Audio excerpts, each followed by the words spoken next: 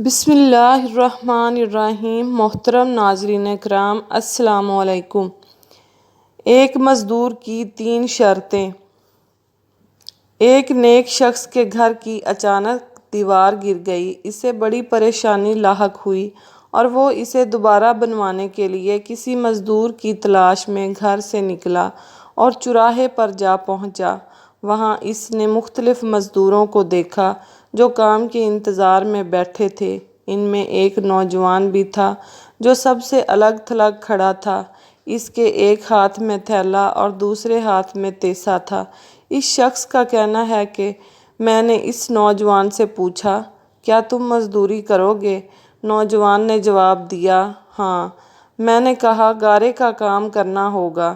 نوجوان کہنے لگا، ٹھیک ہے، لیکن میری 3 شرطیں ہیں۔ اگر تمہیں منظور ہوں تو میں کام کرنے کے لیے تیار ہوں۔ پہلی شرط یہ ہے کہ تم میری مزدوری پوری ادا کرو گے۔ دوسری شرط یہ ہے کہ مجھ سے میری طاقت اور صحت کے مطابق کام لو گے۔ اور تیسری شرط یہ ہے کہ نماز کے وقت مجھے نماز ادا کرنے سے نہیں روکو گے۔ میں نے یہ تینوں شرطیں قبول کر لیں اور اسے ساتھ گھر لے آیا، جہاں میں نے اسے کام بتایا اور کسی ضروری کام سے باہر چلا گیا۔ جب میں شام کے وقت واپس گھر آیا تو دیکھا کہ اس مزدور نے عام مزدور سے 2 گنا زیادہ کام کیا تھا۔ میں نے بے خوشی اس کی اجرت ادا کی اور وہ چلا گیا۔ دوسرے دن میں اس نوجوان کی تلاش میں دوبارہ اس چوراہے پر گیا، لیکن وہ مجھے نظر نہیں آیا۔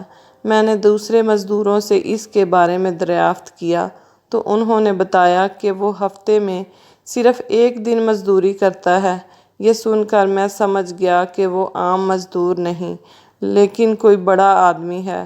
میں نے ان سے اس کا پتہ معلوم کیا اور اس جگہ پہنچا تو دیکھا کہ وہ مزدور زمین پر لیٹا ہوا تھا اور اسے سخت بخار تھا۔ میں نے اس سے کہا، میرے بھائی، تو یہاں اجنبی ہے، تنہا ہے اور پھر بیمار بھی ہے۔ اگر تو پسند کرو تو میرے ساتھ میرے گھر چلو اور مجھے اپنی خدمت کا موقع دو۔ اس نے انکار کر دیا، لیکن میرے مسلسل اصرار پر مان گیا، لیکن ایک شرط رکھی کہ وہ مجھ سے کھانے کی کوئی چیز نہیں لے گا۔ میں نے اس کی شرط منظور کر لی اور اسے اپنے گھر لے آیا۔ وہ 3 دن میرے گھر قیام پذیر رہا، لیکن اس نے نہ تو کسی چیز کا مطالبہ کیا اور نہ ہی کوئی چیز لے کر کھائی۔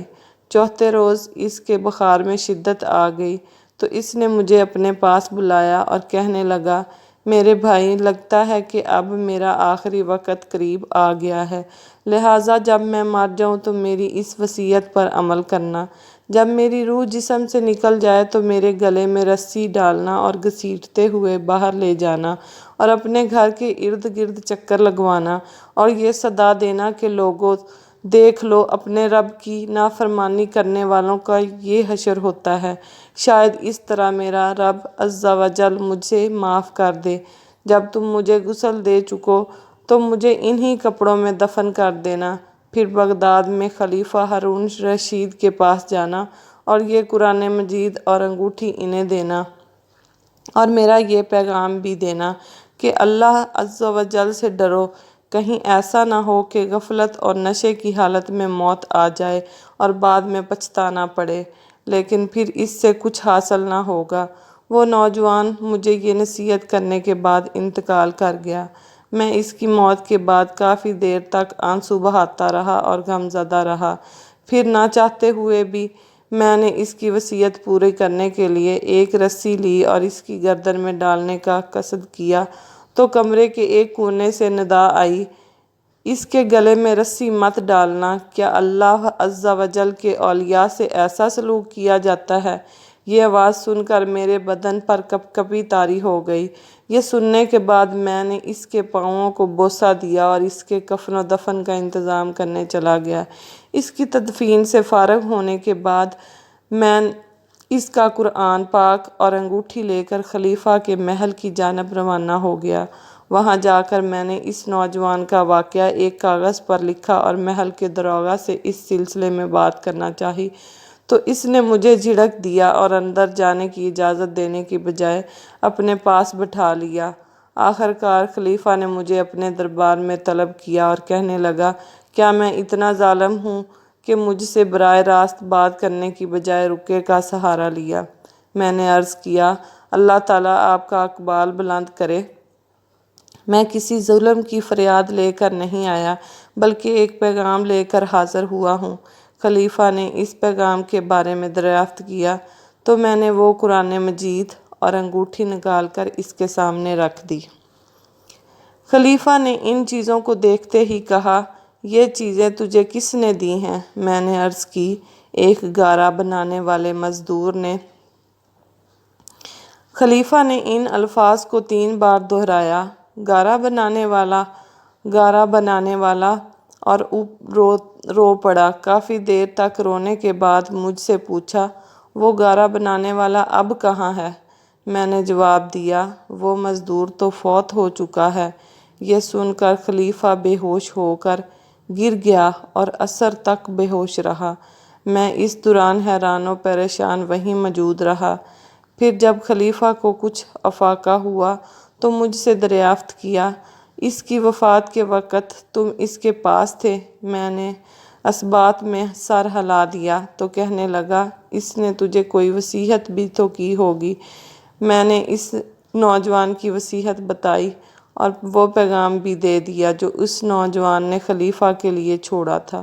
جب خلیفہ نے یہ ساری باتیں سنی تو وہ مزید غمگین ہو گیا اور اپنے سر سے عمامہ اتار دیا، اپنے کپڑے چاک کر ڈالے اور کہنے لگا، اے مجھے نصیحت کرنے والے، اے میرے زاہد و پارسا، اے میرے شفیق۔ اس طرح کے بہت سے القابات خلیفہ نے اس مرنے والے نوجوان کو دیے اور مسلسل آنسو بھی بہاتا رہا۔ یہ سارا معاملہ دیکھ کر میری حیرانی اور پریشانی میں مزید اضافہ ہوتا گیا کہ خلیفہ ایک عام سے مزدور کے لیے اس قدر غمزدہ کیوں ہو گیا ہے۔ جب رات ہوئی تو خلیفہ نے مجھ سے اس کی قبر پر لے جانے کی خواہش ظاہر کی تو میں اس کے ساتھ ہو لیا۔ خلیفہ چادر میں منہ چھپائے میرے پیچھے پیچھے چلنے لگا۔ جب ہم قبرستان میں پہنچے تو میں نے ایک قبر کی طرف اشارہ کر کے کہا، عالی جاں، یہ اس نوجوان کی قبر ہے۔ خلیفہ اس کی قبر سے لپٹ کر رونے لگا۔ پھر کچھ دیر رونے کے بعد اس کی قبر کے سرہانے کھڑا ہو گیا اور مجھ سے کہنے لگا، یہ نوجوان میرا بیٹا تھا، میری آنکھوں کی ٹھنڈک اور میرے جگر کا ٹکڑا تھا۔ ایک دن یہ رقص و سرور کی محفل میں گم تھا کہ مکتب میں کسی بچے نے یہ آیات کریمہ تلاوت کی۔ ترجمہ: کیا ایمان والوں کو ابھی وہ وقت نہ آیا یاد کہ ان کے دل جھک جائیں اللہ کی یاد میں؟ جب اس نے یہ آیات سنی تو اللہ تعالیٰ کے خوف سے تھر تھر کانپنے لگا اور اس کی آنکھوں سے آنسوؤں کی جھڑی لگ گئی اور یہ پکار اٹھا اور کہنے لگا، کیوں نہیں، کیوں نہیں، اور یہ کہتے ہوئے محل کے دروازے سے باہر نکل گیا۔ اس دن سے ہمیں اس کے بارے میں کوئی خبر نہ ملی یہاں تک کہ آج تم نے اس کی وفات کی خبر دی۔